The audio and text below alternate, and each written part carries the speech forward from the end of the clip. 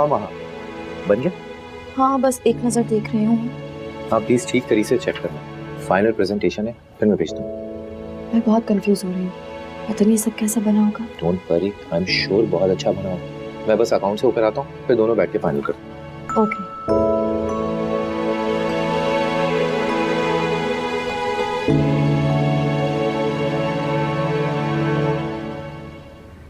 वानिया, वानिया। अम्मी ऐसे तो नॉक करके आया करें। अरे तुम्हारे कमरे में आने के लिए मुझे दरवाजा थोड़ी नॉक करना पड़ेगा वाला। क्या जहालत वाली बात कर रही हैं? आप किसी के रूम में जाएंगी तो नॉक करके जाएंगी ना। देखो मैं जाहिल हूँ ना, मुझे जाहिल ही रहने दो, मुझे सबक पढ़ाने की जरूरत नहीं है तुम्हें। अब वैसे ये बताओ कि तुमने मेरे बैग से पैसे निकाले? दिमाग तो ठीक है आपका, मैं क्यों निकालूंगी पैसे? तुमने नहीं निकाले तो पैसे कहाँ गए फिर? मुझे क्या पता, कर दिए होंगे खर्च आपने। पूरे 8,000 रुपए खर्च कर दिए मैंने। वैसे ही पता नहीं क्या उल्टी सीधी चीजें मंगवा के खाते रहती हैं आप।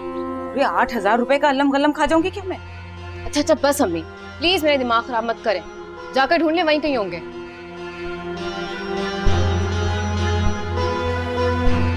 और ये जो शोएब के सामने तू मेरी बेइज्जती करती है ना, ये किसी दिन तुझे बहुत महंगा पड़ेगा, समझ में आई? तेरी मैं ना बहुत इज्जत रखती हूँ, तो तू मेरी भी रखा कर। ये जाहिल वाहिल कहना ना, दिल तो चाह रहा था चप्पल ही उतार लूं मैं। अम्मी आप बस चुप।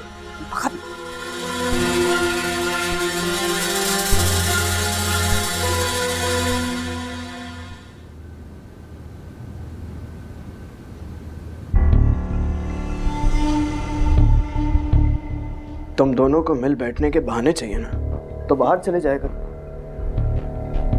ये ऑफिस है, यहाँ का माहौल खराब करने की जरूरत नहीं। दिमाग तो ठीक है आपका? क्या बकवास कर रहे हैं आप? शुक्र करो मेरा दिमाग बिल्कुल ठीक है। अगर मेरा दिमाग खराब हुआ ना तो यहाँ से धक्के मार के बाहर निकाल दूंगा। इस बात का हक आपको नहीं। मैं फैजान की एम्प्लॉय हूँ। फैजान की एम्प्लॉय? जुमा 8 दिन नहीं हुए तुम्हें यहाँ पे चार्ज संभाले हुए और तुम फैजान की एम्प्लॉय हो गई। सच तो यह है कि तुम फैजान की एम्प्लॉय नहीं, उसके मंजूर नजर हो। Shut up! बहुत बोल लिया। अब आप मेरे ऑफिस से जा सकते हैं। किसके ऑफिस? किसके ऑफिस? तुम्हारे? हाँ ठीक है, तो कहा तुमने। तुम जैसी लड़की इतने बड़े ऑफिस का ख्वाब भी तो देख सकती है। तुमने सोचा मैं किसी तरह से फैजान को फंसा के उससे शादी कर लूं ताकि इतने बड़े ऑफिस की मालिक बन जाऊं, है ना? आप यहाँ से जा रहे हैं या मैं आपको धक्के देकर बाहर निकालूं? तुम मुझे मेरे ही ऑफिस से धक्के देके बाहर निकालोगी? धक्के देके बाहर कैसे निकालते हैं ये अब मैं तुम्हें बताता हूँ। चलो निकलो, आउट। ये कौन सा तरीका है? मेरा हाथ छोड़ो, ये क्या बदतमीजी है? चलो। मेरा हाथ छोड़ो, ये क्या तरीका है? मेरा हाथ छोड़ो। ये क्या बदतमीजी है? पकड़ो सामान, और शराफत से यहाँ से निकल जाओ, ना ऐसा तमाशा करूंगा जमाने में मुंह दिखाने के लायक नहीं रह जाओगे। आउट।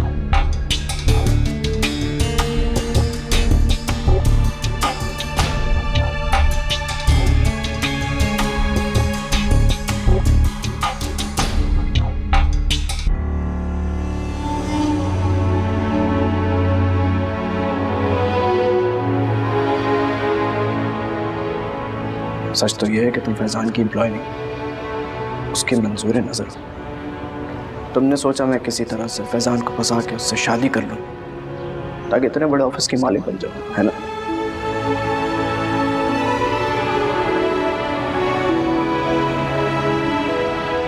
तुम मुझे मेरे ही ऑफिस से धक्के देके बाहर निकालोगी। धक्के देके बाहर कैसे निकालते हैं ये अब मैं तुम्हें बताता हूँ।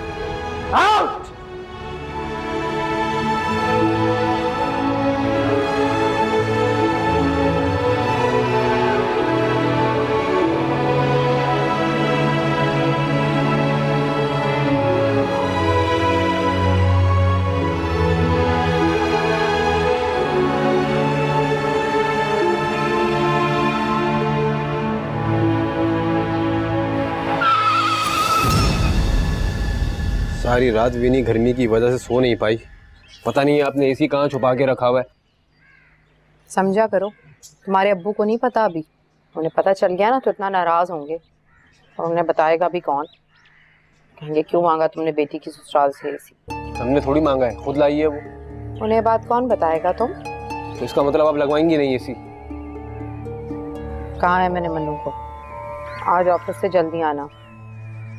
एसी लग गया ना फिर कुछ नहीं कहेंगे बेचारे। हाँ ये ठीक है। अच्छा अम्मी सब्जी मत बनाया करें आप। मेरे पास इतने पैसे नहीं होते कि मैं रोजाना बाहर से खाना लेकर आऊं। अच्छा, और ये अपनी बेगम को भर भर के शॉपिंग कराने के पैसे होते हैं तुम्हारे पास? शॉपिंग उसने खुद अपने पैसों से की थी, मैं कहाँ से करवाऊंगा अम्मी? एक बात बता दूं तुम्हें, अब ये अय्याशी नहीं चलेगी। साफ कह दिया तुम्हारे अब्बू ने कि मैं बस दाल और सब्जी खिला सकता हूँ, ये खाना है तो खाओ। मैंने कहाँ फंस गया मैं? तुम्हें इतनी फिक्र है ना अपनी सास की और बेगम की, और ये चौंचलेबाजियां पूरी करनी है तुम्हें। कहीं जॉब करो फिर खिलाओ ने मुर्ग मुसल्लम। मैं जॉब करूं? तो क्या मैं जॉब करूं? तुम ही करोगे जॉब। पढ़ा लिखा दिया, इतना पैसा लगाया तुम पर, अब नौकरी नहीं करोगे क्या? बहुत हो गया आराम, नौकरी करो नौकरी, समझे? मैं करूं काम।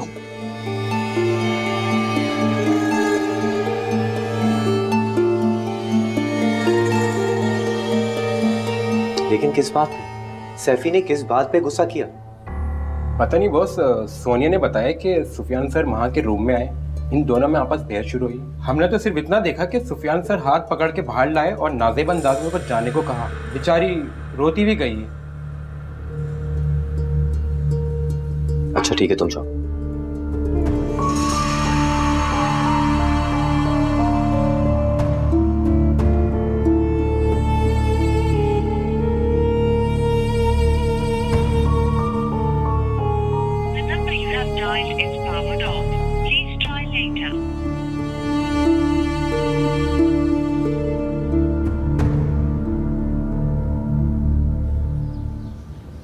अम्मी, एक तो दर्जों जितना ये कमरा है, ऊपर से इतनी गर्मी, इसे क्यों नहीं लगवा लेती आप? वक्त कहाँ है मन्नू के पास?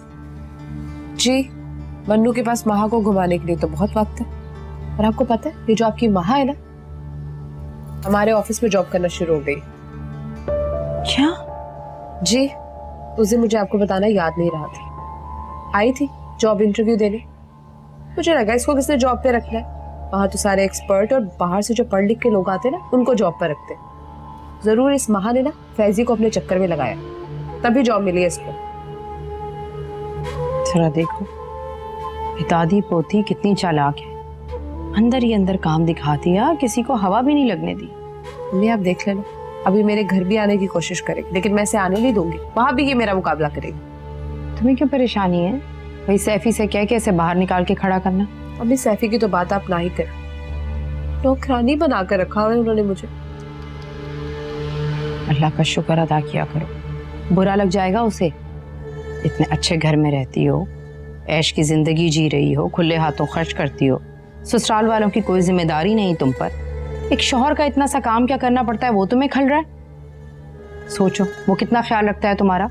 आपकी अपनी बेटी हो ना, मैं सड़क से तो नहीं उठाया हुआ। कैसी बेशर्म लड़की है ये। जूस पियो चलो। खुद क्यों नहीं पी रही है? पता चले एक्सपायर्ड जूस दे दिया मुझे आपने। पता तो नहीं था। हाथ है आराम से। माँ, क्या हुआ बेटा?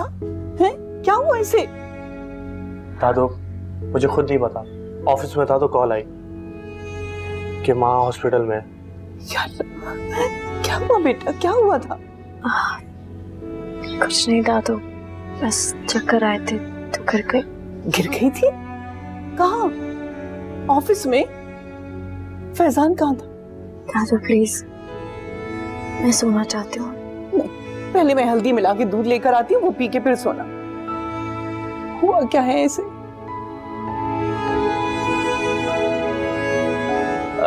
दादू, आप दूध ले आए, माँ को दवाइयाँ भी देनी है।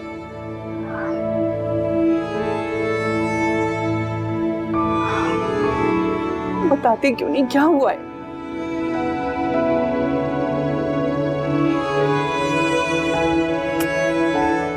मैं दूध लाती हूँ।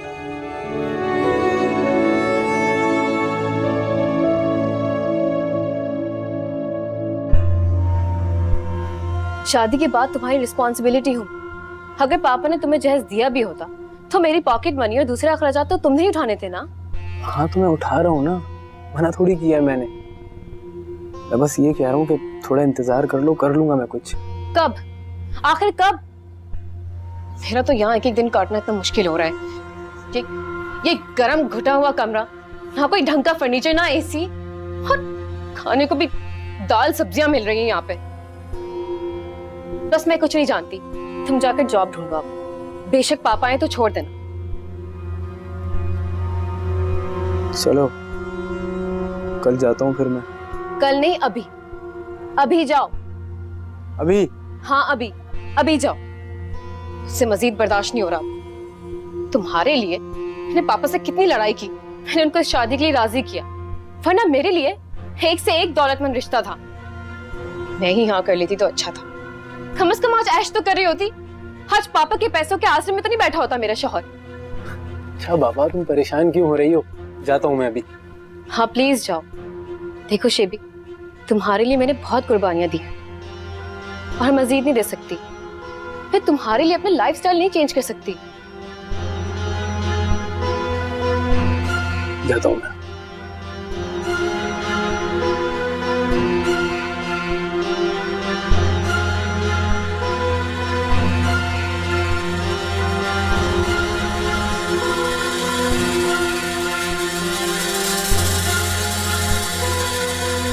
आखिर तुमने उसे कहा क्या है जो अचानक काम छोड़कर वो चली गई? मैंने उसे जो भी कहा है बिल्कुल ठीक कहा है। उसे इस ऑफिस में काम करने का कोई हक नहीं है।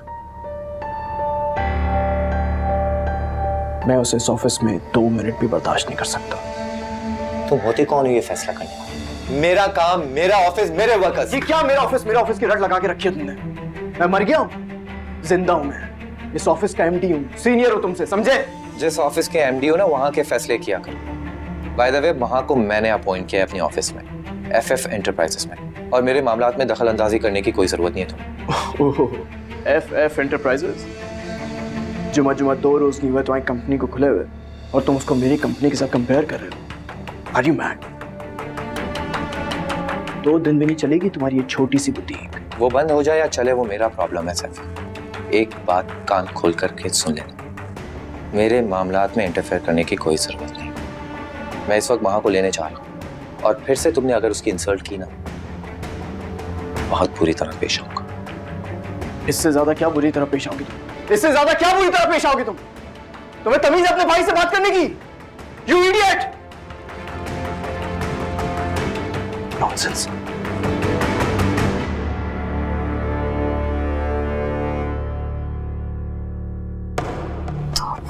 तौबा, गंदा किचन।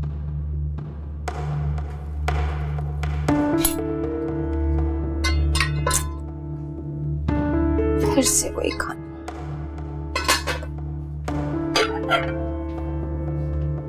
कुछ चाहिए था? भूख लग रही थी, सोचा तुमसे खाने के लिए कह दूं। तो आप चलें टेबल पर, मैं लाती हूँ। अरे रहने दो, रोज की तरह से वही दाल और सब्जी। भाई मैं तो तंग आ गई हूँ ये खा खा के। आप जानती हैं कि हमारी जितनी आमदनी है उसमें यही सब कुछ पक सकता है। क्यों? मन्नू भी तो कमाता है और फिर तुम्हारी सास भी घर खर्चे के लिए तुम्हें पैसे देती है, तो फिर इतनी कंजूसी किस बात की कि इंसान भूखा ही मर जाए? सास के पैसों पे हमारा क्या इख्तियार? अपने पैसों की वो खुद मालिक है। रही बात मन्नू की, तो उसकी आमदनी भी कुछ ज्यादा नहीं है, उसमें से वो अपनी जेब खर्च भी रखता है। जो थोड़े बहुत वो मुझे देता है उसे मैं घर के खर्चे में शामिल कर लेती हूँ। देख लो भाई, मैं तो 4 दिन की मेहमान हूँ तुम्हारे पास, उसके बावजूद तुम सही से ख्याल नहीं रख पा रही हो। अपने घर में तो मैं हमेशा मटन ही खाती रही, यहाँ पर अगर गोश्त आता भी है तो वो भी बड़े का। बहरहाल क्या कह सकती हूँ मैं। शीदा बहन, आपको पता है बशारत एक वाहिद कमाने वाले हैं इस घर के, और उनकी आमदनी में इससे ज्यादा मुमकिन नहीं है। वानिया के पापा का ना रोजाना फोन आता है। अच्छा। हाँ, और वो मुझसे पूछते हैं कि तुम्हारा सही से ख्याल रखा जा रहा है या नहीं, और मैं साफ झूठ बोल देती हूँ कि हाँ मेरा बहुत ख्याल रखा जा रहा है। लेकिन अब नहीं, अब उनका फोन आएगा तो मैं साफ साफ कह दूंगी कि जहां मेरा ख्याल नहीं रखा जा रहा वहां इतना सारा जहेज देने की कोई जरूरत नहीं है।